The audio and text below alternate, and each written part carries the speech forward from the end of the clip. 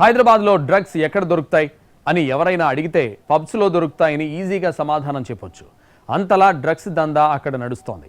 ఏకంగా కొంతమంది డీజీలే పెడ్లర్ల అవతారం ఎత్తి వీఐపీలకు డ్రగ్స్ సరఫరా చేస్తున్నారు. హైదరాబాద్లో పబ్బులు డ్రగ్స్ కు కేర్ ఆఫ్ అడ్రస్ గా మారుతున్నాయి.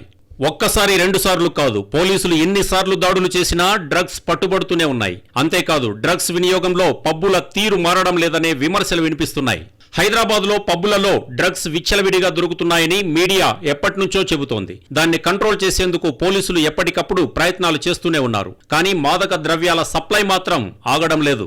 ముఖ్యంగా పబ్బులలో డ్రగ్స్ ను అక్కడ పనిచేసే డిస్క్ జాకీలు లేదా డీజేలు సప్లై చేస్తున్నారనే విషయం బయటపడింది. పెద్ద పెద్ద పబ్బులలో పనిచేస్తున్న డీజేలు తమ సైడ్ బిజినెస్ గా డ్రగ్స్ అమ్మకాలు జరుపుతున్నారని పోలీసులు చెబుతున్నారు. హైదరాబాద్ లో పోలీసులు ఆకస్మికంగా పబ్బులపైన సోదాలు నిర్వహించారు. ముఖ్యంగా డ్రగ్స్ గురించి సమాచారం అందిన తర్వాత గచ్చిబౌలి, మాదాపూర్లోని 2 పబ్బులపై దాడి చేశారు. పోలీసులు ఆన్ సైట్ డ్రగ్ పరీక్షలు నిర్వహించగా 4 యువకులకు పాజిటివ్ గా తేలింది. పోలీసులకు దొరికిన వారంతా కూడా డీజేలే ఉన్నారు. నిబంధనలను ఉల్లంఘించి పనిచేస్తున్నట్లు సమాచారం. హైదరాబాద్ లోని క్లబ్ రోగ్, ఫ్రాట్ హౌస్ పబ్లలో ఈ తనిఖీలు చేశారు పోలీసులు. ఈ దాడుల్లో పోలీసులు అనేక మంది కస్టమర్లు మద్యం మత్తులో ఉన్నట్లు గుర్తించారు. స్థానికంగా నిర్వహించిన మాదక ద్రవ్య పరీక్షల్లో 4 వ్యక్తులు గంజాయి సేవించినట్లు నిర్ధారించారు. వారిని మాదాపూర్ పోలీసులు వెంటనే అదుపులోకి తీసుకున్నారు.